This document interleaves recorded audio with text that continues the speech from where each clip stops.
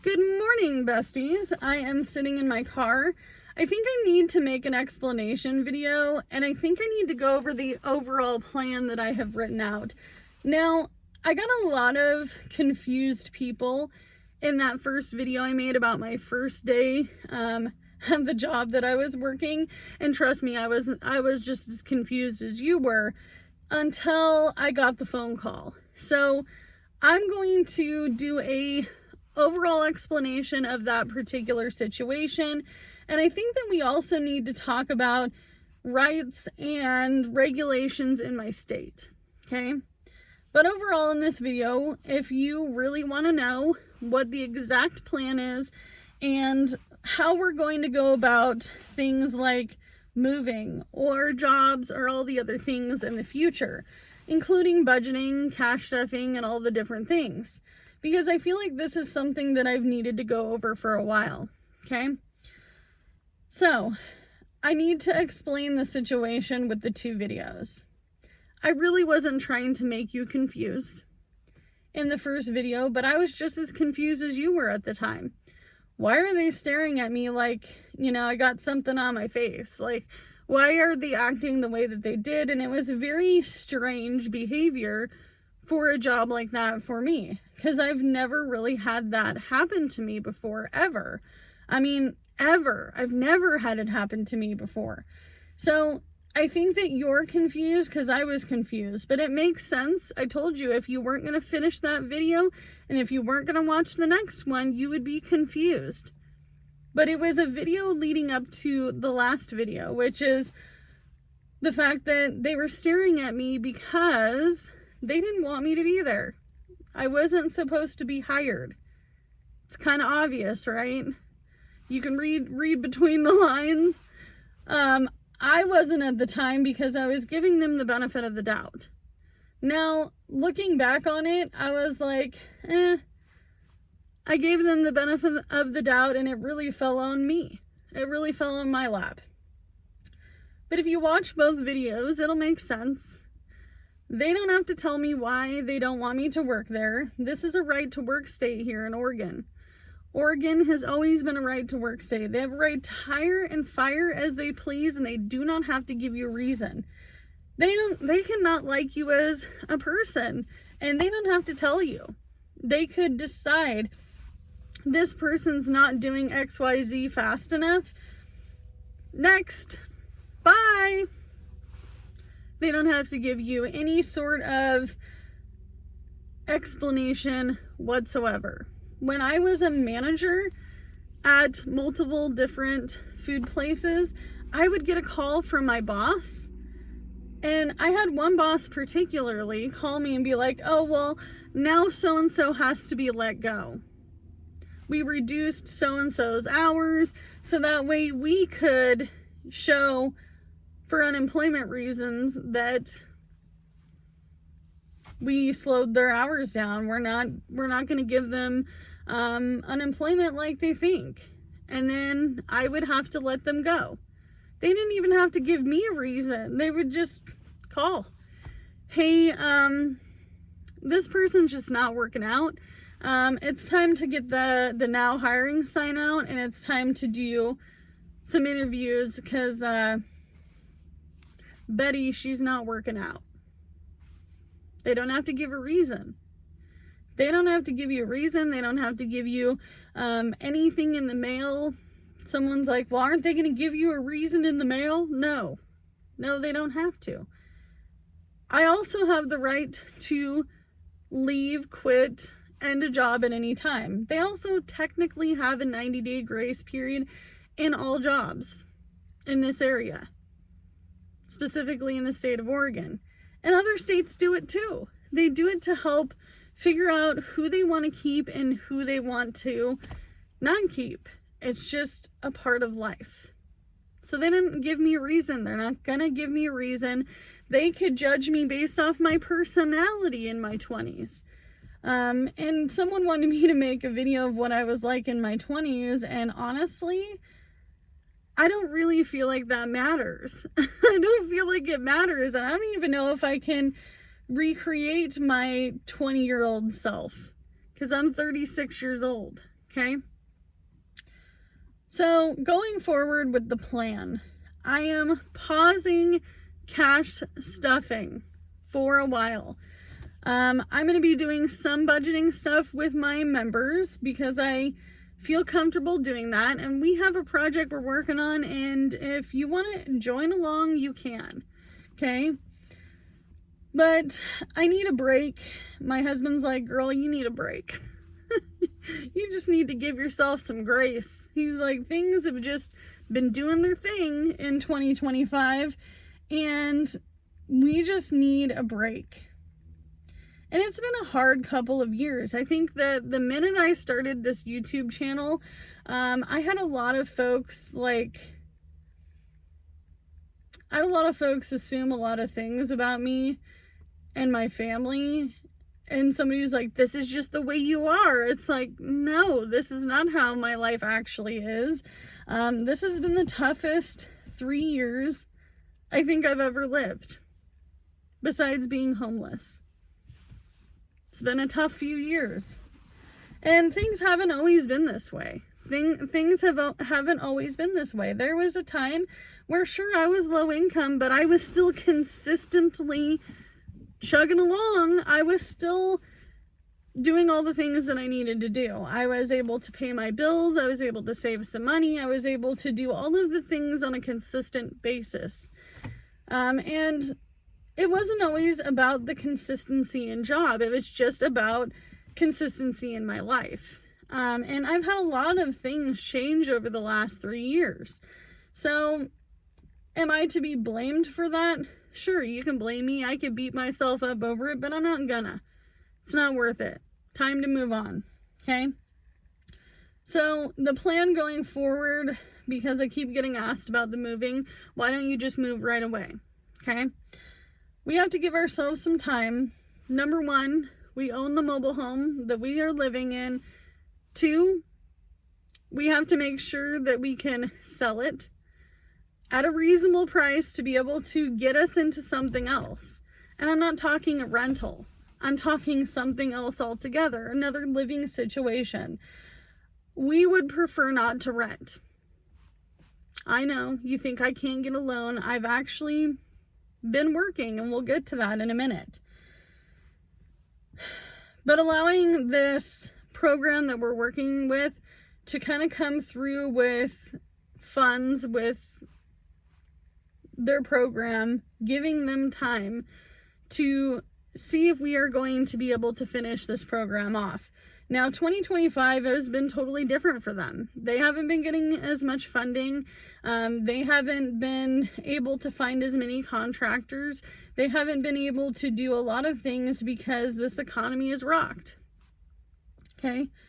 So originally we were supposed to have our bathroom, our roof, our windows, our doors with this weatherization program done by now. By spring. They said spring. Okay? It hasn't happened. Now they're saying July. So they know my situation in the park. I have to tell them about it. I have to call them about it. We go to meetings, we go to classes, we watch videos. We actually are spending a lot of time appeasing this program so we can get some help. They know the situations with mobile home parks. This is not their first rodeo. As of right now, in this time right now, they know that anything can happen and that they literally have helped us with the heating system. It's a ductless heating system, a heat pump heating system, and they know that anything can happen to any of the residents in mobile home parks, okay? So she kind of laughed when I called her and I said, what happens if? She's like, then you have to do what you got to do. You know, it's not like we're like mid-project and this is happening. Obviously, I still have to keep them in the loop as best as I can, right? With what little information I know. So that's projected to be a year or 2 down the line. A year for sure. A year from July if all things go through. Okay? So we would have until July of 2026 to be able to readily move. And I've talked to her in depth about this, like what happens if, I can only stay within the year. They know the situation, okay? However, originally our plan was 2 to 5 years, and the sweet spot was more like 3.5 years. Obviously, we were never intending on buying this mobile home to flip it and move along. That was never the intent. The intent was to always live there for a longevity of time after fixing it up and be able to figure out what we wanted to do from there. We also weren't thinking about moving across country at that time. So why would we be moving across country? It's cheaper to live somewhere else. Oregon's expensive. California would be just as expensive. Okay? Washington is just as expensive. Idaho has gotten pretty expensive too. And honestly, I'm ready for a big change. I want to live in an area where my low income can actually do something for me. Okay? Even if it meant going back to working fast food. So our minimum projected time to move would be, I honestly will say 1.5 to 2 years. That gives me plenty of time. Now, I did get asked about the GoFundMe, and that is a longevity project, okay? That is a project that will continue until the actual move happens. And I was a little embarrassed to put it up, but at this point, anything can help, especially when all of this stuff can change. And we'll get into that in a minute. The other thing that I wanted to talk about is why I'm not moving immediately as well. First of all, it's expensive to move across the United States. It's gonna cost a hefty amount of money, especially since I have myself, my husband, my kids, my pets. I also need to make sure that we have creature comforts while moving. And I know that for you, it doesn't matter because you're an adult. For me, it wouldn't matter as much because I'm an adult. But I have to make sure that other people in my family are taken care of. Because we want this to be a comfortable thing to do. What is some things that also hold me back from moving right away? Just money.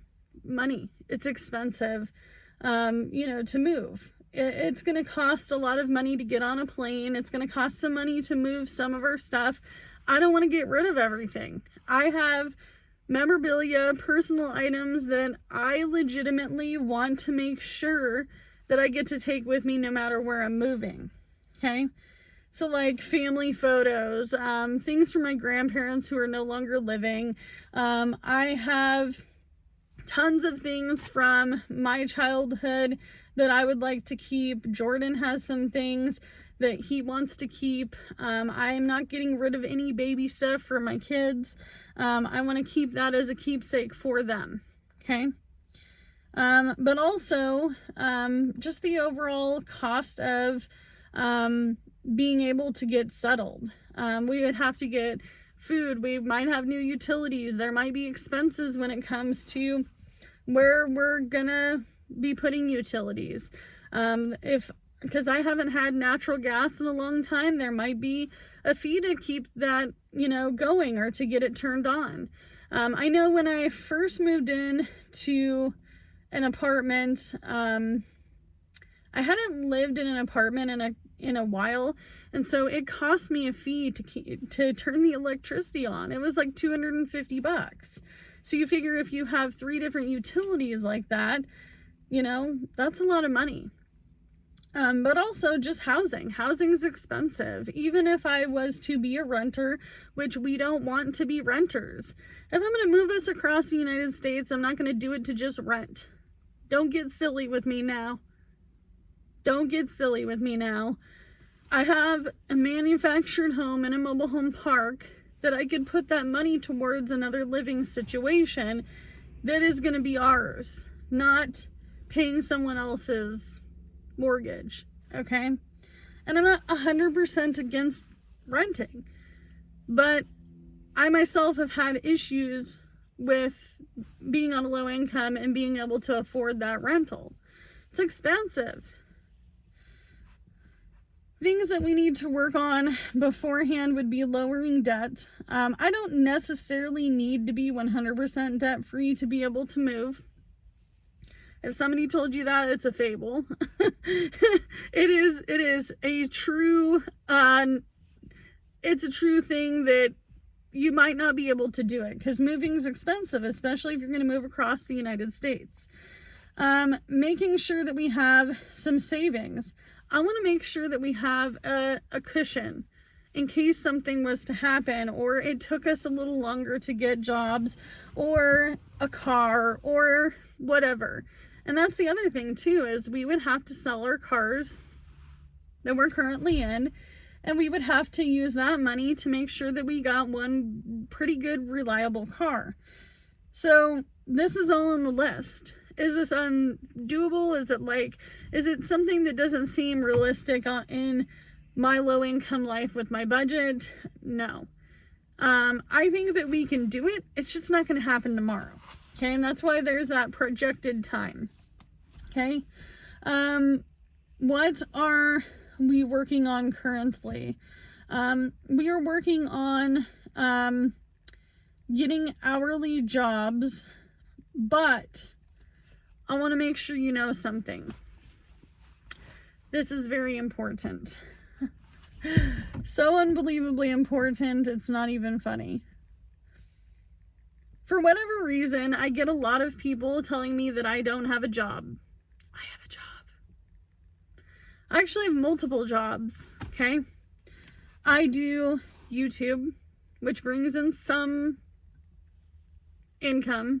May not be a lot, but some. I also have been driving for the last 5 years, and calling around to different states and talking to lenders, mortgage lenders. They're like, why did somebody tell you that's not a job? You're paying taxes on it. It's 1099. And so it's not a W-2. It's still a job. Yes, you can get it. You can buy a house doing DoorDash, Uber, Lyft, Spark, Instacart, as long as you've been doing it for more than 2 years and you can show that you're making an income from it.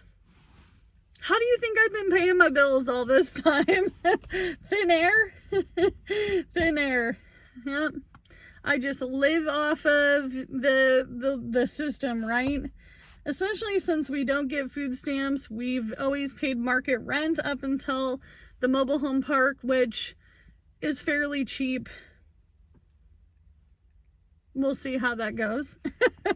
And not only that, but you guys, I've been living off of DoorDash money for years and years and years. So I don't want anyone to think that no one is working in this situation, because we do. It's just not a standard 9-to-5 job. And to be honest with you, I've never even had a 9-to-5 job. I've had a 6 a.m. to 2 p.m. I've had a 2 to 10. I've had a 5 to midnight. I've never had a 9-to-5 job. And honestly, I can't even remember the last time I've had a weekend off. I mean, really.